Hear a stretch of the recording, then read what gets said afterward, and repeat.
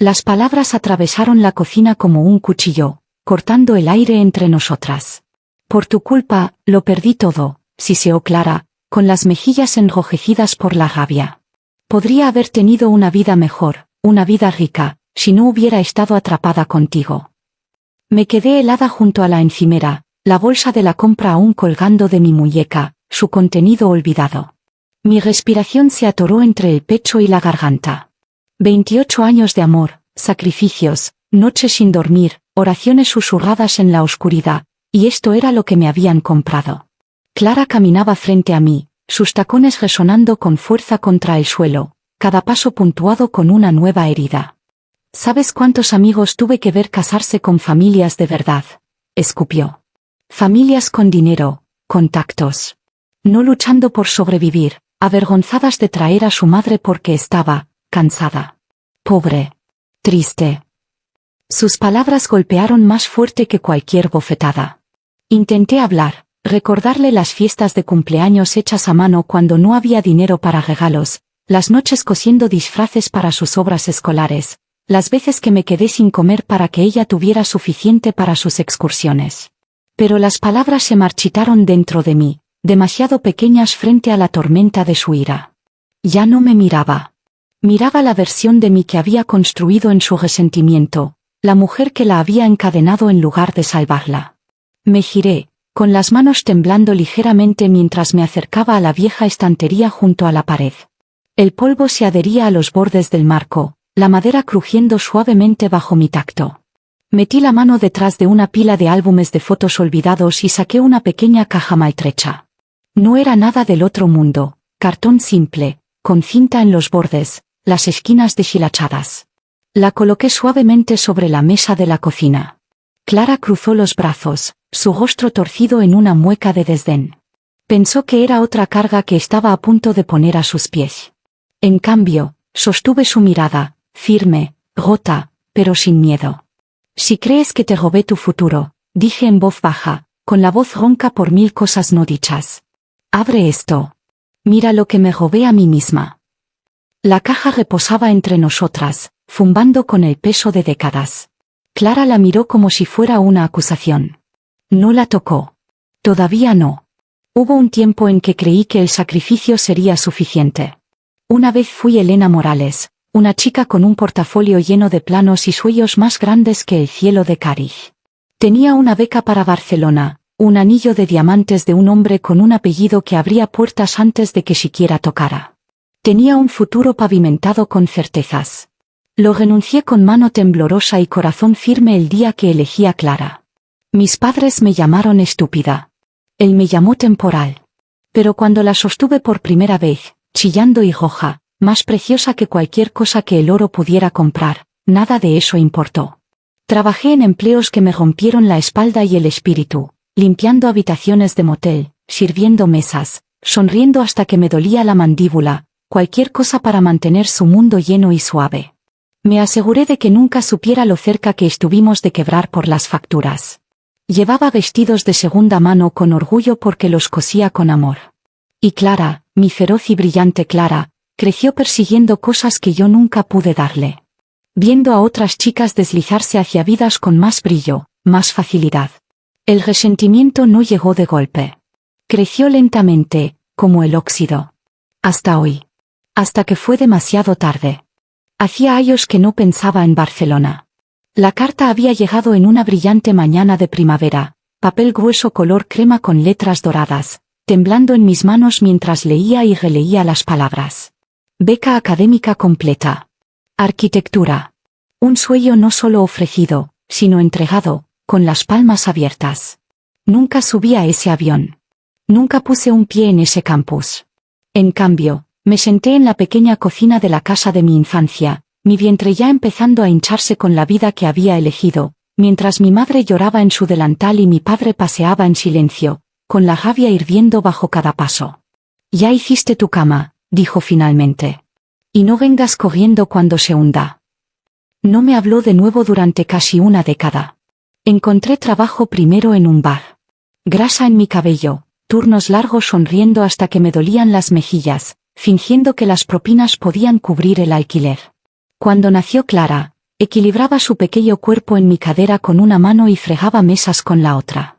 El compromiso vino después, fugaz y delicado. Diego. Pulido, estable, ya socio junior en la firma de su padre. Amaba mi risa, mi terquedad, la forma en que dibujaba sueños en servilletas mientras Clara dormía en su cochecito a nuestro lado. Por un momento, me permití creer que tal vez podría tener ambas cosas, una historia de amor y una vida. Pero la madre de Diego me llevó a un lado una noche, su voz suave, como veneno mezclado con miel. «Eres encantadora, Elena», dijo. «Pero hombres como Diego, necesitan esposas que vengan con un historial limpio, no con obligaciones». Obligaciones. Así llamó a Clara. Diego no lo peleó. Ni siquiera lo intentó. El anillo volvió a su caja de terciopelo. Y yo volví a servir mesas con una sonrisa cosida en mi rostro como armadura. Cuando Clara cumplió 8 años, vendí lo último de valor que tenía, un medallón de oro que había pertenecido a mi abuela, pasado por generaciones de mujeres que nunca soñaron verlo empeñado. Pero Clara había entrado en la Academia Rosales, la mejor escuela privada del pueblo. La vi caminar por esas puertas de cristal pulido con sus zapatos de segunda mano, su mochila demasiado grande para sus hombros, y me dije que valía la pena. Cada noche, después de cerrar el bar, caminaba de regreso a casa por el camino largo, con los zapatos empapados de lluvia, los bolsillos casi vacíos. Contaba monedas bajo la luz parpadeante de la cocina, haciendo presupuesto para sus excursiones, sus libros, sus disfraces para las obras escolares. A veces me saltaba la cena. A veces remendaba mis zapatos hasta que había más hilo que cuero. Pero Clara nunca lo supo. Ella solo veía el espectáculo de magia. Los uniformes impecables, los pasteles de cumpleaños relucientes, los regalos cuidadosamente envueltos en Navidad, aunque el papel de regalo fuera reutilizado. Mantuve la lucha escondida, encerrada tras la misma sonrisa tensa que llevaba la noche que me acusó de robarle su futuro. Y tal vez ese fue mi mayor error. Hacerle creer que la magia era gratis. Que el amor no costaba nada. Porque el amor real, el que construye, rompe y reconstruye, cuesta todo. Me costó mis sueños. Me costó mi nombre. Me costó la vida que una vez pude haber tenido, si la hubiera amado un poco menos. Pero nunca me arrepentí. Ni una sola vez. No hasta el día en que se paró en mi cocina, con su voz goteando desprecio, y me dijo que yo era la razón por la que no había llegado a ser más. Como si el mundo le debiera algo más brillante. Y yo hubiera sido el ancla que la arrastraba hacia abajo. Me apoyé en la encimera ahora, mirando la caja entre nosotras, sintiendo cada kilómetro que había caminado, cada euro que había ahorrado, cada noche que había pasado despierta junto a su cuna, contando los minutos hasta el amanecer. Una vez había sido suficiente. Había sido todo. Pero parada aquí ahora, con nada más que polvo y resentimiento entre nosotras, me pregunté si el amor solo alguna vez había sido realmente suficiente. Por un largo momento, ninguna de las dos se movió. La caja reposaba entre nosotras, zumbando con todos los ayos que ambas habíamos elegido olvidar. Clara cruzó los brazos más fuertes sobre su pecho, con la barbilla levantada, desafiándome a hablar. Y por primera vez en 10 largos y pesados años, lo hice. «Piensas que te robé tu futuro», dije, con la voz cruda y firme. «Pero nunca preguntaste que me costó darte una oportunidad de tener uno». Clara resopló, pero no me interrumpió. «Todavía no. Tenía una beca para Barcelona», dije, mis dedos trazando el borde desgastado de la mesa. «Completa. Programa de arquitectura. Sueños más grandes que el cielo. La rechacé el día que descubrí que estaba embarazada de ti». Su rostro se endureció, un destello de culpa pasando por sus ojos antes de que el orgullo lo enterrara. «Estuve comprometida una vez», continué. «Con un hombre que me habría dado comodidad, seguridad. Pero no te quería. Y yo no podía imaginar una vida donde no fueras bienvenida». Dejé que las palabras se asentaran como polvo en la habitación, densas y pesadas. Cuando tenías 8 años, vendí la única herencia que me quedaba. El medallón de oro de mi abuela. Pagó tu matrícula en Rosales. Cada pasillo pulido por el que caminaste, cada premio que enmarcaste, vino a costa de algo que amaba. Clara se movió, mirando hacia la puerta, como si escapar pudiera borrar lo que estaba oyendo. Trabajé noches que nunca supiste, dije suavemente. Me salté comidas. Usé zapatos hasta que las suelas se gastaron. Estuve en filas de bancos de alimentos cuando tuve que hacerlo. Inventé excusas cuando preguntabas por qué no había ropa nueva. Aún así, no dijo nada. Todo para que pudieras creer que eras como todos los demás, susurré. Todo para que pudieras creer que la magia no tenía precio. Mis manos temblaron ligeramente mientras empujé la caja más cerca de ella. Hizo un pequeño sonido de raspado contra la madera, fuerte en el silencio insoportable. Si quieres ver que te robé, dije, mirándola a los ojos por primera vez. Abre esto. Clara miró la caja como si fuera veneno. Como si tocarla la hiciera cómplice de su propia amargura. Sin decir una palabra, tomó su bolso de la silla y, casi como un pensamiento tardío o tal vez un desafío para sí misma, tomó la caja en sus brazos antes de cerrar la puerta de un golpe tras de sí. Siempre quieres hacerte la víctima, murmuró, más para sí misma que para mí. Luego se fue, la puerta cerrándose detrás de ella con una finalidad que resonó en mis huesos. Me quedé allí por mucho tiempo, mirando la puerta. El aire se sentía ligero, demasiado afilado en mis pulmones. Afuera, la tarde comenzó a desangrarse en la noche. Las luces de la calle se encendieron una por una, bañando la acera en un dorado cansado. Me senté en la mesa y dejé que el silencio se asentara a mi alrededor. Esta vez, no lloré. No quedaban más lágrimas para dar. Solo un dolor silencioso donde antes vivía el amor. Y el conocimiento de que a veces, aquellos por los que sacrificas todo son los que nunca entenderán el costo. Clara se sentó sola en su coche, el motor zumbando suavemente mientras se enfriaba bajo el pesado aire nocturno. La calle estaba casi desierta, solo el leve murmullo del tráfico lejano y el destello ocasional de faros cortando la oscuridad. La caja reposaba en el asiento del pasajero a su lado, pequeña e insignificante. La había cubierto con su bolso en un arranque de ira, pero de alguna manera, seguía colándose en sus pensamientos. Ahora se sentía más pesada que en la cocina de su madre, como si cargara no solo cosas olvidadas, sino también acusaciones. Por un largo rato, Clara solo la miró. El orgullo luchaba con algo más silencioso, algo crudo y desconocido. Culpa. Con un aliento cortante, jaló la caja a su regazo y arrancó la cinta con dedos temblorosos. Lo primero que vio fue papel, mucho papel. Hojas viejas, amarillentas, con las esquinas curvadas. En la parte superior, un sobre grueso con una cuidadosa escritura a mano. Elena Morales. Aceptada, Universidad de Barcelona. Beca completa. Clara parpadeó, su corazón tartamudeando. Sacó la carta, leyendo las palabras que alguna vez habría matado por ver escritas con su propio nombre. Un futuro que a Elena le habían ofrecido, y que había rechazado.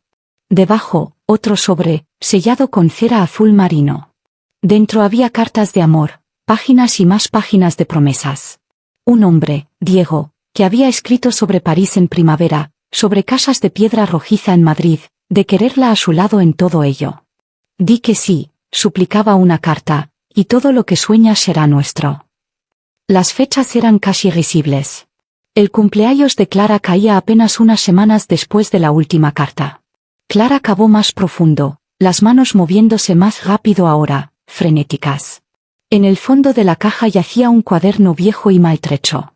La cubierta estaba agrietada, los bordes manchados por hayos de huellas y páginas dobladas.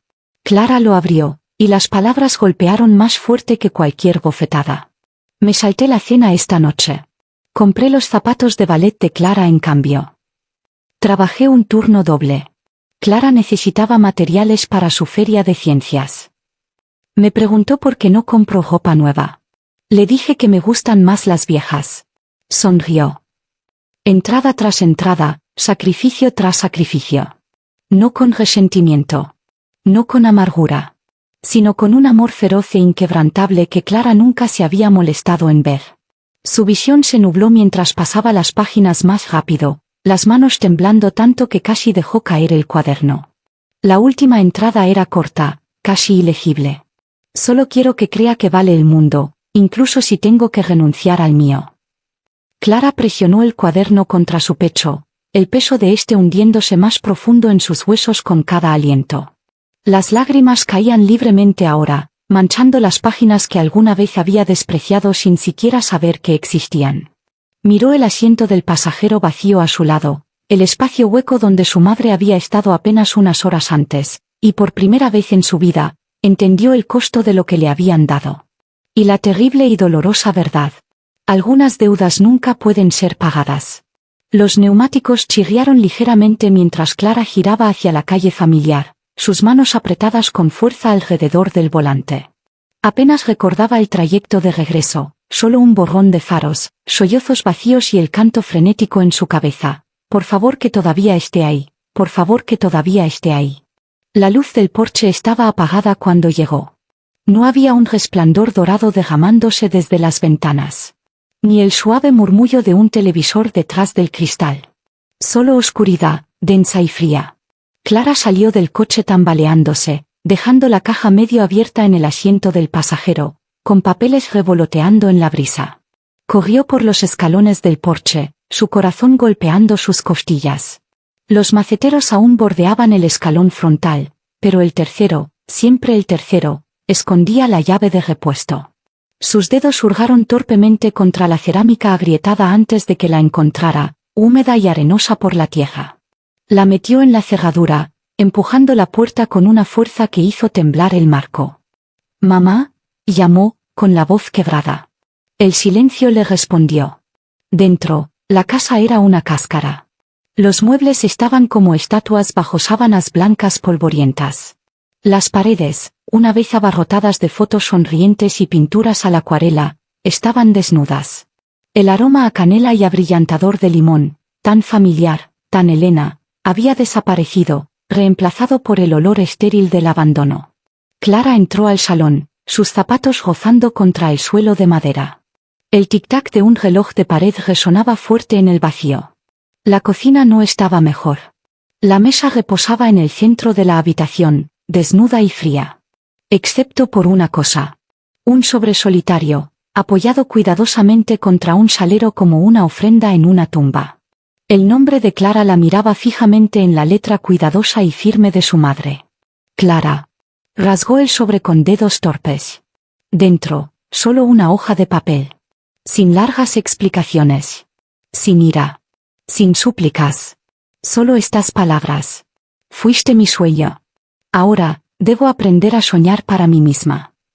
Clara se quedó helada, mirando la nota hasta que las letras se difuminaron en una bruma sin sentido. El papel se deslizó de sus manos, cayendo al suelo como una hoja caída. Se hundió en la silla más cercana, presionando ambas palmas contra su rostro, intentando contener el pánico que subía por su garganta. Su respiración venía en jadeos cortos y entrecortados. Quería gritar. Quería correr. Quería retroceder el tiempo. Pero no había nadie para escucharla. Nadie para perdonarla. La casa, despojada de risas y luz, se cerró a su alrededor como una tumba. Lo siento, susurró con voz ronca. Lo siento tanto. Presionó la nota contra su pecho, meciéndose ligeramente, de un lado a otro, como una niña abandonada bajo la lluvia. Pero las paredes, el suelo, las sillas silenciosas, no hablaron. Solo escucharon. Y el peso de todo lo que había perdido la aplastó hasta que no pudo respirar. Elena se había ido. Y Clara llegó demasiado tarde. Las montañas se alzaban alrededor del pueblo como centinelas silenciosos, sus picos espolvoreados con nieve temprana. Elena estaba en el porche de su nueva casa, respirando un aire tan limpio que casi le quemaba los pulmones. Por primera vez en años, el aire no olía a arrepentimientos ni a oportunidades perdidas. Olía a pino, tierra fresca y algo que apenas se atrevía a nombrar, esperanza. La casa no era gran cosa, una modesta cabaña de 2 habitaciones con persianas azules desconchadas y un jardín que hacía tiempo se había rendido a las malas hierbas. Pero era suya. Cada tabla que crujía, cada grieta iluminada por el sol en el cristal, le pertenecía solo a ella. Había firmado la escritura 2 semanas antes, con el bolígrafo temblando ligeramente en su mano al darse cuenta de que no tenía que pedirle permiso a nadie. Ya no. Elena pasó las primeras mañanas fregando los suelos, lavando las ventanas, dejando que la casa despertara bajo su toque. No compró muchos muebles. Solo lo que necesitaba. Solo lo que la hacía sonreír. Encontró trabajo en el pequeño centro de alfabetización infantil del pueblo, una acogedora biblioteca escondida detrás de la oficina de correos.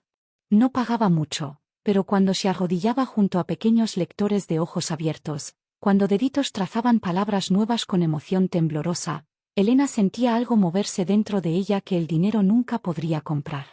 Se unió a un club de lectura los sábados en la biblioteca, llevando magdalenas de arándanos de la pequeña panadería al final de la calle.